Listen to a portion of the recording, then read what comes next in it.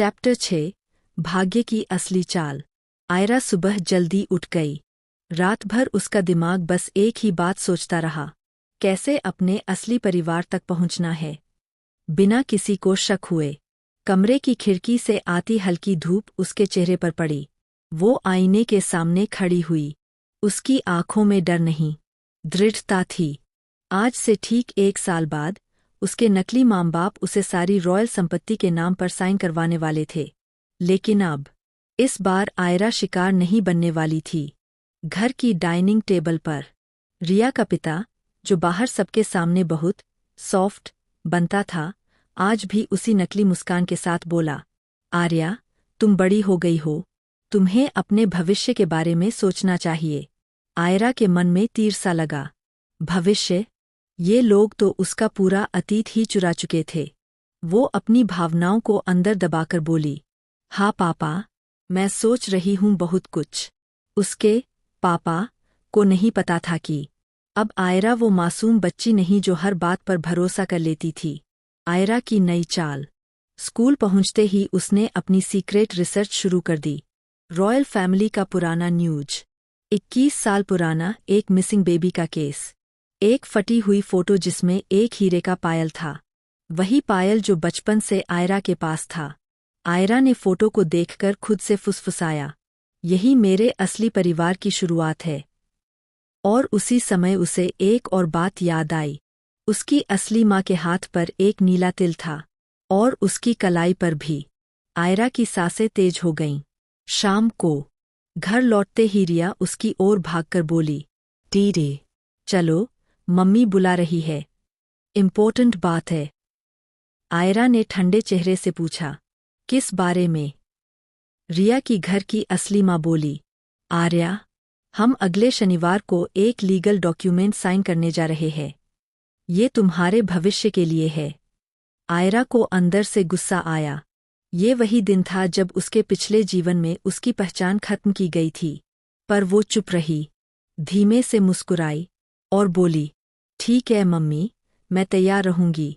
लेकिन उसके मन में एक ही बात चल रही थी, इस बार तुम सब बेनकाब होगे और मैं अपने रॉयल परिवार के पास लौटूंगी। रात को उसने डायरी में सिर्फ एक लाइन लिखी, मिशन बिगिन्स नाउ। चैप्टर 7 पहली मुलाकात। बिना पहचान के। अगली सुबह आयरा अपने मन में एक ही बात लिए घर से निकली। उसे अपने असली परिवार तक पहुंचने का रास्ता ढूंढना था। लेकिन किस्मत ने तय किया था कि उसका पहला कदम अचानक उठेगा। सड़क पर अचानक हुई हलचल। आयरा मार्केट रोड के पास एक पुरानी किताबों की दुकान में थी, जहां वो रॉयल फैमिली के बारे में और जानकारी खोजने आई थी। अचानक बाहर जोर की ब्रेक की आवाज आई। स्क्रीच। लोग भागते हुए बाहर निकले। आयरा भी चौंक कर दौड़ी। सड़क के बीचों बीच एक गाड़ी रुकी थी, और उसके सामने एक लड़का जमीन पर घुटनों के बल बैठा था, अपने भाई के कंधे को पकड़े हुए। दूसरा लड़का, लगभग 24-25 साल का, हल्का सा चोटिल था। उसकी कोहनी से खून निकल रहा था, और पहली ही नज़र में आयरा का दिल जोर से धड़का। उसकी आंखें उस लड़के पर अटक गईं। एक अजीब सी पहचान, एक अजीब सी खिंचाव, जैसे दिल कह रहा हो, ये तुम्हारा है, तुम्हारा खून। आयरा की तेज चाल। लोग सब देख रहे थे, पर कोई मदद नहीं कर रहा था। आयरा भीड़ को चीरते हुए आगे बढ़ी। एक्सक्यूज मी, उसे उठाकर साइड में ले चलिए, उसने तेज आवाज में कहा। दोनों लड़कों ने उसकी ओर देखा, खासकर वो चोटिल लड़का। उसकी आंखें गहरी, शांत, और उनमें एक रॉयल शान थी। आयरा का दिल कंप गया। वो वही वाइब थी जिसे वो अपने सपनों में महसूस करती थी। रॉयल ब्लड, रॉयल ऑरा, हर फैमिली। पर वो चुप रही। उसकी पहचान अभी उजागर नहीं होनी थी। बिना नाम बताए पहली छुअन। आयरा झुककर उसके घाव को देखने लगी। घाव गहरा नहीं है, बट आपको इन्फेक्शन हो सकता है। मैंने फर्स्ट एड की ट्रेनिंग ली है, हाथ दिखाइए। चोटिल लड़का थोड़ा झिझका, लेकिन उसके छोटे भाई ने कहा, प्लीज हेल्प हिम, हमें पास में कोई क्लिनिक नहीं पता। आयरा ने बिना एक शब्द बोले उसकी बाह को हल्के से पकड़ा। जैसे ही उसकी उंगलियां उस लड़के की त्वचा से छुईं, उसके सीने में एक तेज धड़कन उठी। यह वही बॉन्ड था जो खून पहचानता है पर इंसान नहीं। वह लड़का भी एक पल के लिए उसे देखता रह गया, जैसे किसी अजनबी में कुछ बेहद अपना ढूंढ लिया हो। पहली नज़र, पहला एहसास। थैंक्स। तुमने सही समय पर मदद की, उस लड़के ने धीमे स्वर में कहा। आयरा ने सिर हिलाया। Stay careful. भीड़ में गाड़ी मत चलाइए। उसके होठों पर हल्की मुस्कान आई और जाते जाते उसने मुड़कर कहा, तुम कौन थी? आयरा ने एक पल के लिए उसकी आंखों में देखा, फिर बस इतना बोली, बस एक राहगीर, और वो भीड़ में खो गई। उस लड़के ने उसे जाते हुए देखा, दिल में अजीब सी बेचैनी के साथ। वह अपने छोटे भाई से बोला, भाई, मुझे लगता है मैंने उसे कहीं देखा है। छोटा भाई बोला, Maybe. पर वो कौन थी? चोटिल लड़के ने अपनी घायल बाह को देखा, जहां आयरा का हाथ लगा था। पता नहीं, लेकिन वो अजनबी नहीं लगी। आयरा की धड़कते दिल वाली वापसी। आयरा ने कोने में जाकर गहरी सांस ली। उसकी आंखें नम थीं, दिल भारी। ये मेरे भाई थे, उसने धीरे से कहा। उसने उनके चेहरों को याद किया, वो रॉयल तेज, वो शांत आंखें, वो प्रोटेक्टिवनेस, सब कुछ बिल्कुल वैसा ही जैसा असली परिवार होना चाहिए। रात को डायरी में सिर्फ एक लाइन लिखी, अपने भाइयों के बहुत पास हूँ, अब उन्हें पाने का वक्त शुरू होता है। चैप्टर 8, दिल की पहचान। आरव की नज़र उस लड़की को फिर ढूंढने में अटक गई। राजमहल जैसा उनका विशाल घर हमेशा शांति से भरा रहता था, पर आज आरव सिंह राठौर के दिल में अजीब सी बेचैनी थी। सुबह से वह बस एक ही लड़की का चेहरा याद कर रहा था, वो लड़की जिसने सड़क पर उसकी मदद की थी। उसके स्पर्श में एक दर्द था, एक अपनापन, एक ऐसी वार्मथ जो सिर्फ खून का रिश्ता महसूस कर सकता है। रॉयल मैंशन, आरव का कमरा। आरव अपनी इंजर्ड बाह पर पट्टी बदल रहा था, तभी वीर अंदर आया। हाथ अभी भी दुख रहा है? वीर ने पूछा, पर उसकी नज़र आरव के चेहरे पर थी। आरव ने धीमे स्वर में कहा, हाथ नहीं, दिल। वीर चौंका, क्या मतलब? आरव खिड़की की ओर मुड़ा, उस जगह को देखते हुए जहां वह लड़की भीड़ में गायब हुई थी। Veer. कल मिली वो लड़की, वो अजनबी नहीं थी। ऐसा लगा जैसे दिल किसी अपने को पहचान गया हो। वीर गंभीर हो गया, रॉयल खून की पहचान। तभी अंदर रुद्र राज राठौर आया, तीसरा भाई, तेज आंखों वाला, शांत और एनालिटिकल। तुम दोनों अभी तक उसी लड़की की बात कर रहे हो? रुद्र बोला। आरव ने हाँ में सिर हिलाया। रुद्र ने उसकी ओर देखा और गंभीर आवाज में कहा, रॉयल ब्लड अपनी पहचान कभी नहीं भूलता, आरव। अगर तुम्हें ऐसा लगा, तो ये एहसास यूं ही नहीं हो सकता। यह सुनकर आरव का दिल और तेज धड़का। सबसे छोटा भाई आरुष। आरुष भागते हुए कमरे में आया। Bye. मैंने सोच लिया, हम उस दीदी को ढूंढेंगे। आरव ने मुस्कुराकर उसकी ओर देखा, लेकिन हम उसे ढूंढ रहे क्यों? रुद्र ने सवाल किया, प्रैक्टिकल अंदाज में। आरव ने गहरी सांस ली और पहली बार अपने दिल की बात कही, क्योंकि उसकी आंखों में मैंने अपना घर देखा था। तीनों भाई चुप हो गए। वे जानते थे, आरव इतनी गहरी बात यूं ही नहीं कहता। रॉयल परिवार में इंट्यूशन को बहुत महत्व दिया जाता था। तलाश की शुरुआत। वीर ने कहा, ठीक है आरव, हम उसे ढूंढेंगे, लेकिन बिना उसे डरे, बिना उसके ऊपर दबाव डाले। रुद्र ने तुरंत रणनीति तय की, हम उस सड़क वाले इलाके की सीसीटीवी फुटेज लाएंगे। आरुष, तुम लोगों से पूछोगे कि किसी ने उसे पहचानो क्या? आरुष ने सीना चौड़ा करते हुए कहा, जी भैया, मैं पूछूंगा। आरव के दिल में एक उम्मीद उजली, शायद वो लड़की जीवन का वह हिस्सा हो जो वर्षों से गायब था। उसे नहीं पता था कि वो लड़की उन्हीं की खोई हुई रॉयल प्रिंसेस, उनकी छोटी बहन आयरा थी। उधर आयरा अपने कमरे में बैठी, उसी रॉयल भाई की आंखें याद कर रही थी।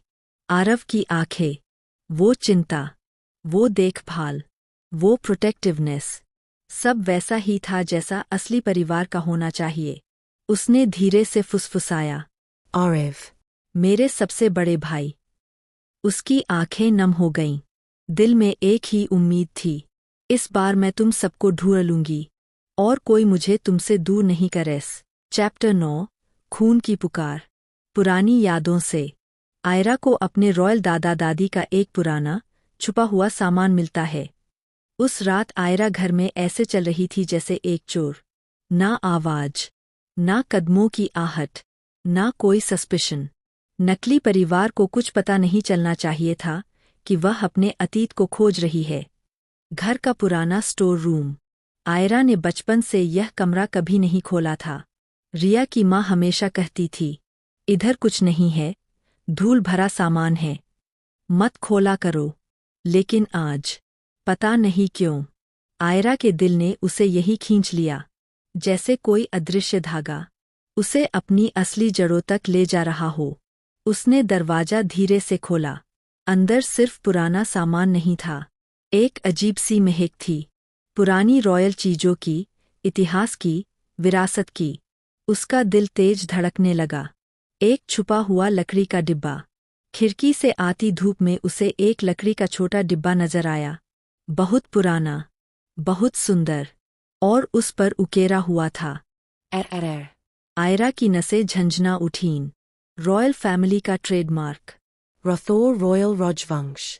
उसके हाथ कांपने लगे। क्या ये मेरे परिवार का है? उसने डिब्बा धीरे से खोला। अंदर एक छोटा सा रूमाल था, जिस पर सोने के धागे से कढ़ाई की गई थी। Princess Era Rathor. The granddaughter of Maharaj Virendra Rathor, ****. Ayra की सांसें रुक गईं। सदमे में बैठी आयरा। उसके पैरों के नीचे की जमीन सच में खिसक गई। आंखें भर आईं। मेरे दादाजी, उन्होंने ये मेरे लिए रखा था। रूमाल पर रॉयल चिन्ह, खून की सबसे बलवान मुहर। आयरा ने रूमाल को अपने दिल से लगाया। आंसू चुपचाप गिरते चले गए। उसे याद आया, बचपन की लाल झिलमिल रोशनी, किसी का उसे हाथों में उठाना, एक तेज पुरुष आवाज, मेरी छोटी राजकुमारी। पर तभी, आवाजें धुंधली हो गईं। सालों की धूल ने उसकी यादों को ढक दिया था। आज पहली बार, उन यादों की परत उठी थी। डिब्बे में एक और चीज थी, एक पुरानी, भारी सी चाबी, रॉयल डिजाइन की। उस पर एक शब्द खुदा था, Shivanta Palace, North Gate. Ayra का दिल धड़कना भूल गया। Shivanta Palace.